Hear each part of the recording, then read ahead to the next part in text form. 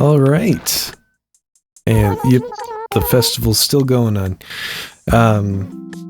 Guess what? Today's the big day because you know what day number it is? It's day number 69. So that's pretty great, right? That's pretty cool. Yeah, very exciting. 69 days. I mean, you know, it's just because it's a big number. There's nothing like funny about that number in any way, really. Yeah, so today, actually no, I think it was yesterday, a new teaser trailer for Marathon came out. Marathon is like the next Bungie game. I'm not like a huge fan of Bungie games. I have played Halo Reach, like the campaign, because my wife really likes Halo Reach, so I felt like might as well. And I enjoyed it. I had a good time with it. I played most of the Halo 1 campaign. I haven't played any of the others, and if, you know, you've been watching this series for a little while, I've talked about it a few times, you may already know, I'm really not a huge, like, it's not that I don't enjoy PvP shooters, like multiplayer PvP shooters. It's that I really suck at them, and so when you suck at PvP shooters, there's like such a massive skill difference between you and practically anyone else you're gonna be playing against that it's just not very fun because you spend most of the game dead, and then you finish the game and you're like, I basically did nothing that entire time. I'm gonna go do something else. And so that's pretty much my whole experience with multiplayer shooters. And I'm in kind of a weird position with Marathon, which I guess is why I'm bringing it up now. Because all of the marketing material for Marathon, and even like some of the original games, plural, question mark, or game, I can't remember if there were multiple original games, but one of the like original games that I've been seeing clips of, like everything surrounding Marathon has just been absolutely gorgeous on an art style standpoint. And I know the new game looks like it's going in kind of a different art style direction. It definitely, I mean, I haven't seen much from the original game, so maybe I'm missing something, but it definitely looks quite a bit different from what the original game was going for. But still, I think the new game is just like, it's just, oh my god. Everything I've seen from like all the trailers and stuff is just, it is like jaw-droppingly gorgeous. And I heard someone describe the art style as graphic realism, which is cool. I've never heard I've never heard of that term for like used to describe an art style before. I really like it. And it looks very, very good, and I want to play it literally for the art style alone. But the problem is that it's an extraction shooter. And not only is that a PvP shooter, it's also like the kind of PvP shooter where you group up in like, typically at least, with how most other extraction shooters work. Now we don't know, I guess we don't know like a whole lot about how Marathon is gonna actually play just yet, but that's also what the most recent teaser trailer was teasing, was like the first gameplay reveal for Marathon is coming out in like a little under a week now, I think. So I guess we'll get more details then, but considering it's been marketed as an extraction shooter, we can probably assume that most of the gameplay loop is going to be like most other extraction shooters, in that you group up with in like a small squad with like 1 to 3 other people, and most of the time you're kind of expected to play with randoms, especially because not a lot of my friends are into shooters like that anyways, and so I don't really know who I'd play with, and then, you know, that becomes an even more of a like of an awkward place to be bad at a game, because so much more pressure is put on you to perform well when it's such like an intimate squad experience like that, as opposed to like a you know, more team-based, like 8 versus 8 or whatever kind of gameplay style, or even free-for-all. And so it's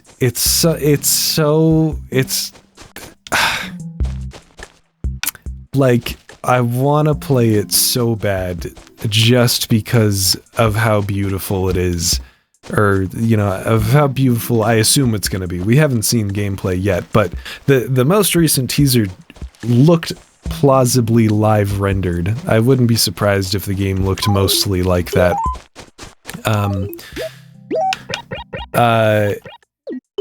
I really want to play it like just for the art style, but I can't imagine I would have very much fun playing it, or at least be like comfortable while playing it. And, you know, it's not entirely true that I wouldn't have any friends that would be interested in playing it. I have some friends who are into games like that. But I feel bad. It's just, I feel bad grouping up with them, because like they're there to have fun and I'm actively dragging down the team, and you know, it's just, it sucks. I'm really bad at multiplayer PvP shooters, and I just don't have the time to spend on them to you know, get better at them and become like passively good at them, because I'm always working on shit. But, you know, maybe that's something I'll try working on in the future, getting better at them and seeing if I can actually accomplish anything, but we'll see. In other news, another very exciting thing happening in the video game space. Something I didn't mention yesterday, or last night, is that yesterday I actually finally beat Lorne's Lure, which is cool. It's a very good game. I will say it got a little frustrating at parts. The level design isn't always up to snuff. But I started to really get what it was going for. I think I've already checked this truck, but whatever. I started to really get what it was going for after I read a little bit of Blame. And I like, at that point I understood the source material, as I guess you could say, where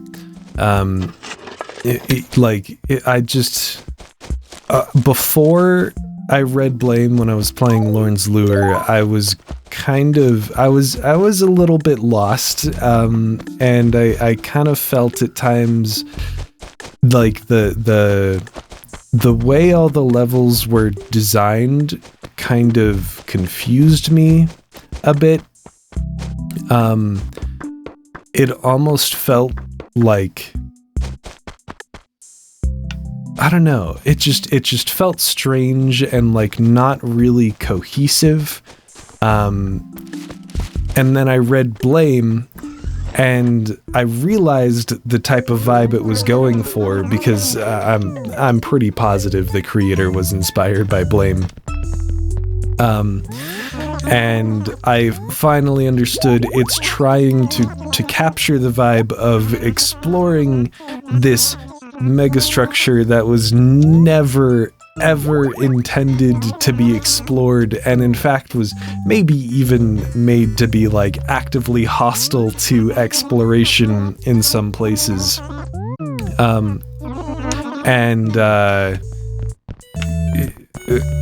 You know, there's more to it than that. I can't think of all the like correct ways to describe it as of right now. Like another thing in Blame is that like I guess the idea is like all the builder robots that are like actively building the structure are like kind of going quote unquote insane or like malfunctioning or something like that. I forgot to buy stationery. That's what I wanted to do. And so they just start building like random shit in random directions, completely nonsensically. And they're like they, from what I can tell, I don't think they like attack people, but just because they're like constantly getting in these like nooks and crannies and putting pillars and walls fucking everywhere in places where it doesn't make any sense, not even and like doesn't even make any sense anymore in terms of what the megastructure was probably theoretically built for, though no one knows what it was built for. They, in that way, they are like actively a threat to human life.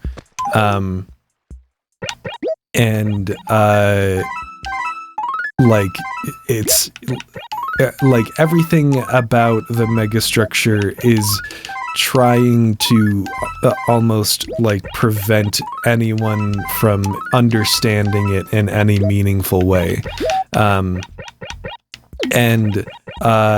After reading Blame, I realized that my confusion like about what it was trying to do in the past was actually because it kind of captures that feeling perfectly. And something I really, really appreciated about Lorne's Lure, and that I thought was really, really cool and insanely well done, was it really regularly presented you with like a section of a level where you're like, okay, I understand where I have to get to, but as of right now, it looks literally impossible for me to get there.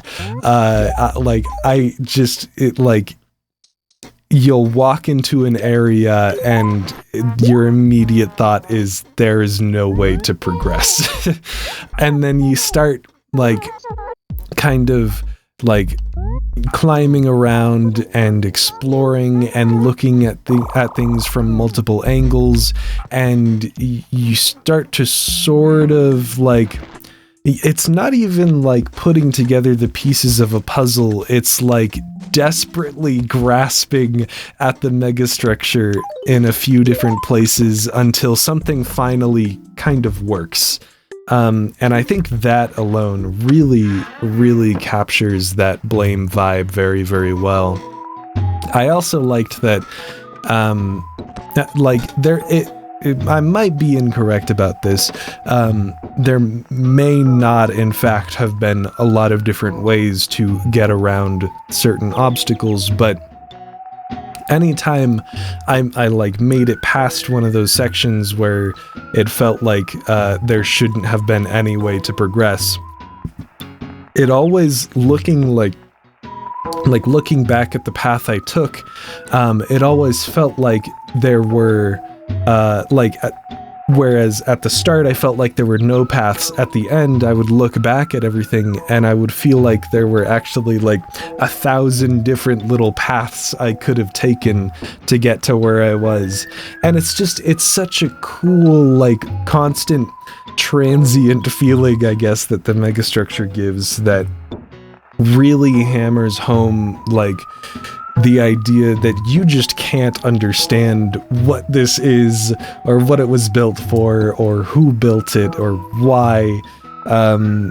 And like it was never built to be explored, and perhaps it was never even built for like a specific purpose. And it's a really good game, and I like it a lot.